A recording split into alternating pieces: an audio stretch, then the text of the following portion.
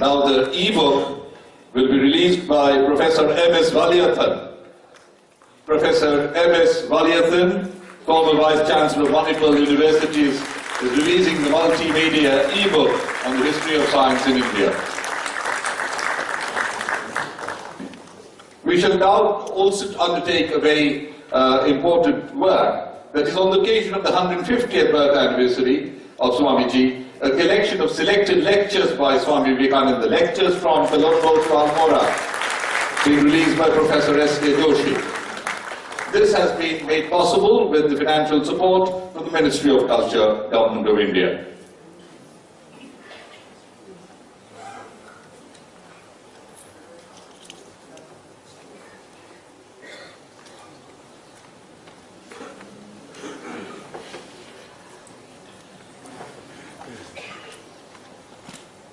We shall now hear from Professor Valiathan. Professor M.V.S. Valiathan graduated in medicine from the Kerala University and received training in surgery in the United Kingdom and subsequent specialization in cardiac surgery in the United States. He became a fellow of the Royal College of Surgeons in England in 1960 and a Master of Surgery from the University of Liverpool 2 years later. He received the fellowship of the Canadian Royal College in Cardiac Surgery in 1970.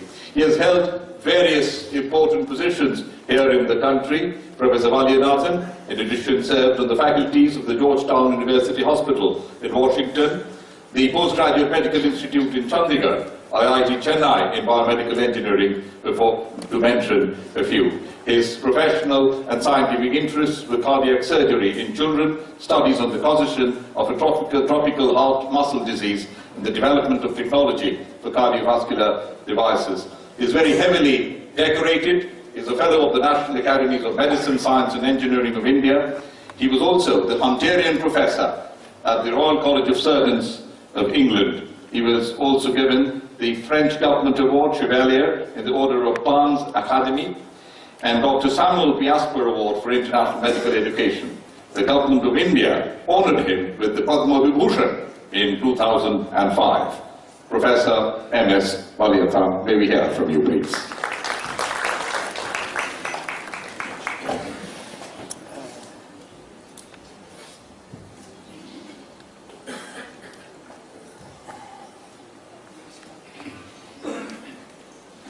Revered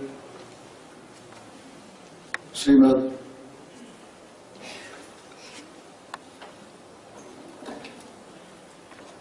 Smaranandaji Maharaj, revered Srimad Prabhanandaji Maharaj, most respected Vice Presidents of the Ramakrishna Math and Mission, revered Swami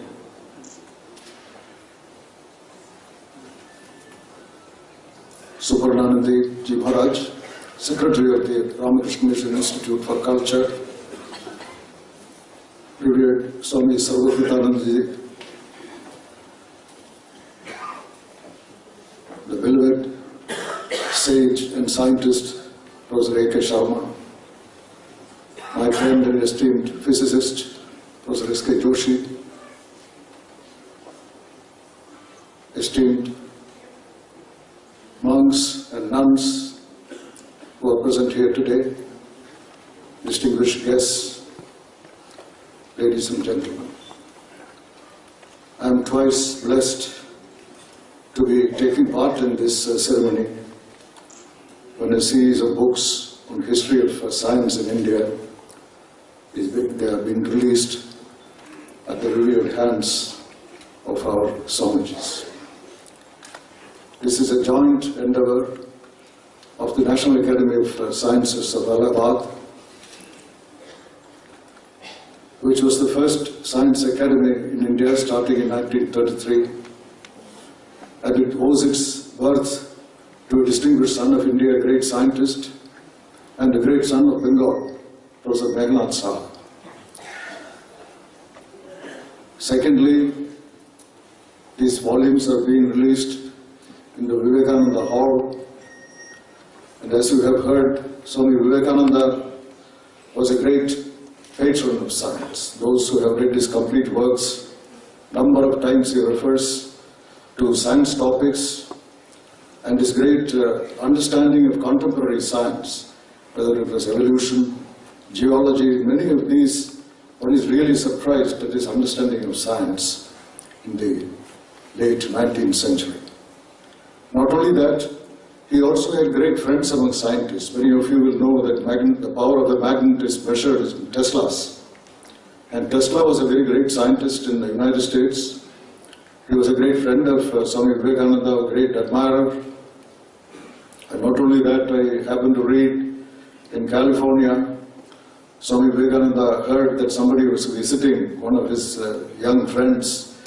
There was a polytechnic in California. He went and saw it, and he immediately recognized the importance of it. He said, we need this in India. And that California Polytechnic was later on became Caltech. So Swamiji was always for science endeavor in India.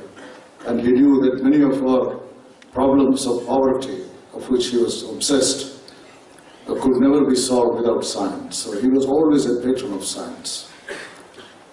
And to stand here and speak with Swamiji's picture here, it is a great blessing for me. Now when we think of the history of medicine in India, I am reminded of a palimpsest. A palimpsest is a parchment where you write something and you can wipe it off and write again. But when you write again, what you wrote earlier doesn't get erased completely, it is still there. Now this has happened in India in the history of medicine. Medicine really starts with folk medicine. In fact, Charaka, who probably lived in the 1st century, he writes explicitly, those who wish to learn Ayurveda, you must collect knowledge from many sources, but one of them, he says, they are shepherds and forest dwellers. So folk medicine, you find in many parts of India being practiced, millions of tribals. It is still a living reality in India. It is not completely wiped off. Then you have Atharva Vedic practice. That is the next phase. That is also not wiped out because many of it, the ideas, practices, they all live in Ayurveda today. It is not wiped off. And Ayurveda, of course, is a main force today. Large number, millions of people, according to Health Ministry, 70% of Indians, especially in rural areas, they depend on Ayurveda. It's a very live, mainstream medicine. And then we have modern medicine.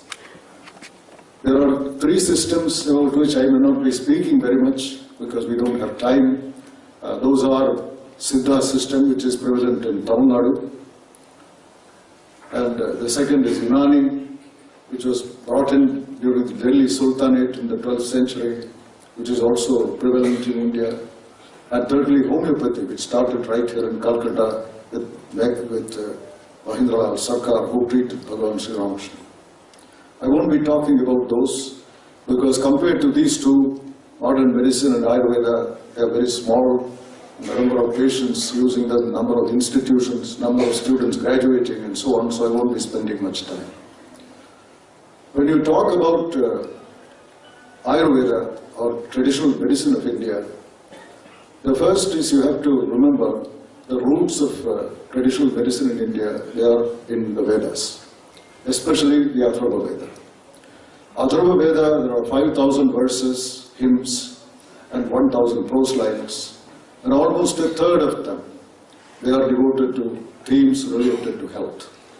Health, well-being, disease, treatment of diseases, medicinal plants, anatomy, number of subjects like this, mundane subjects. These are discussed in the Atharva